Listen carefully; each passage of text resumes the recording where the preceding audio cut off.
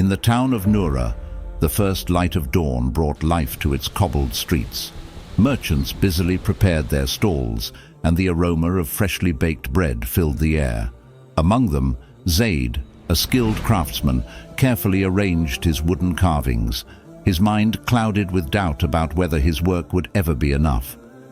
Across the market, Layla, the cheerful baker, greeted her customers with warmth, though her heart carried silent insecurities about providing for her young son. At the nearby madrasa, young Bilal sat in quiet reflection, questioning his purpose in a world that often felt overwhelming. None of them knew that their paths were about to cross in ways that would forever reshape their lives.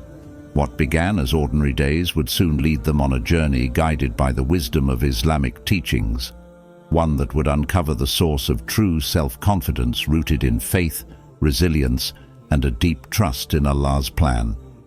One day, a wealthy merchant named Karim visited Zaid's shop. Karim was known for his sharp business acumen and his tendency to intimidate smaller traders. He examined Zaid's carvings with a critical eye, eventually picking up a beautiful piece, a majestic falcon perched on a branch. "This is decent work," Karim remarked, his tone indifferent. "I'll buy this for half the price you've marked." Zaid felt a familiar pang of doubt. A few months ago, he might have accepted Karim's offer out of fear of losing the sale. But now he remembered Hakim's words, "Your worth isn't determined by others' opinions. Trust in the value Allah has placed in your work." With a deep breath, Zaid replied, "I appreciate your interest, sir, but the price reflects the effort and skill that went into this piece. If it doesn't suit your budget, perhaps there's something else you'd like." Karim raised an eyebrow, surprised by the young man's calm refusal. After a moment, he nodded.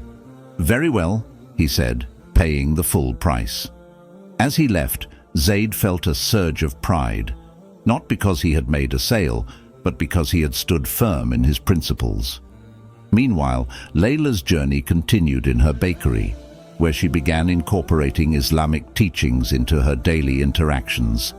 She started a tradition of reading short stories from Islamic history to her customers while they waited for their bread and pastries. One day, as she shared the story of Salama, may Allah be pleased with her, a woman of immense strength and wisdom, she noticed a young woman in the corner wiping away tears. After the crowd dispersed, the young woman approached Layla hesitantly. "Thank you for sharing that story," she said. "I'm Aisha. I just moved here, and hearing those words today felt like Allah guiding me to something I didn't even know I needed." Layla smiled warmly.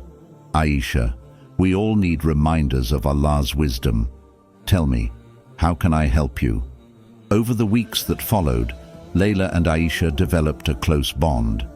Aisha confided in Layla about her struggles with self-doubt, especially in her new role as a teacher. Layla shared the lessons she had learned, emphasizing the importance of relying on Allah and embracing the value He placed within every individual. Elsewhere in Noura, Hakim continued his journey as a teacher and mentor. He often visited the town's madrasa, where he encouraged students to think deeply about their faith.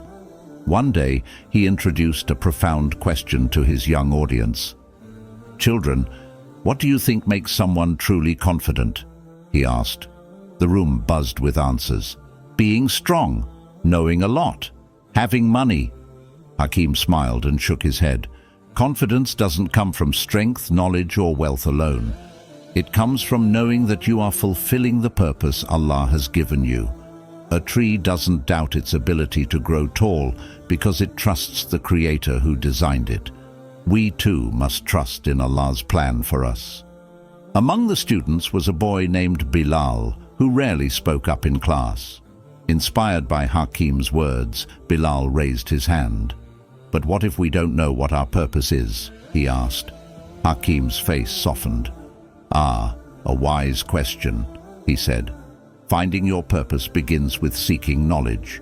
The Quran is a guide, and your prayers are conversations with Allah. When you ask Him sincerely, He will guide your heart. And remember, every small act of goodness is a step toward fulfilling your purpose. That day, Bilal went home with a renewed sense of determination. He began waking up early to pray tahajjud, asking Allah to guide him. Over time, his quiet demeanor transformed into a calm confidence that inspired his peers. As months turned into years, Zayd, Layla, and their friends in Nura found their lives increasingly intertwined. They started gathering every Friday evening to share their stories and reflections. The meetings grew, attracting others from the town who were also seeking confidence and purpose. One evening during one such gathering, Amina, the wise woman, posed a question to the group. "What do you think we've learned about self-confidence through these years?" Zayd spoke first. "I've learned that self-confidence isn't about being free of fear. It's about trusting Allah enough to take action despite fear." Layla added, "And it's about seeing challenges as opportunities for growth, knowing that Allah never burdens a soul beyond its capacity." Hakim nodded approvingly. "And do you see how these lessons are connected? Confidence grows when we stop relying solely on ourselves and instead rely on the one who created us. When we make Allah the center of our lives, everything else falls into place." The story of Nura's transformation spread far and wide. People from neighboring towns began visiting, eager to learn from the community that seemed to radiate faith and confidence. Zayd's shop became a symbol of excellence. Layla's bakery became a hub of warmth and wisdom, and Hakim's teachings inspired countless others to embark on their own journeys of self-discovery. Years later, as Zayd and Layla sat together in the bustling marketplace, they reflected on how far they had come. "Do you think we could have imagined this life back when we were struggling with doubt?" Zayd asked. Layla smiled.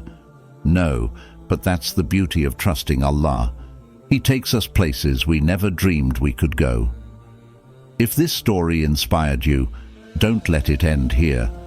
Join us on this journey of faith, growth, and self-discovery by subscribing to our channel. Together, let's explore more stories and lessons that can illuminate our paths and bring us closer to living a life of purpose and confidence. And don't forget to like, share, and comment. We'd love to hear your thoughts and reflections. May Allah guide and bless you always.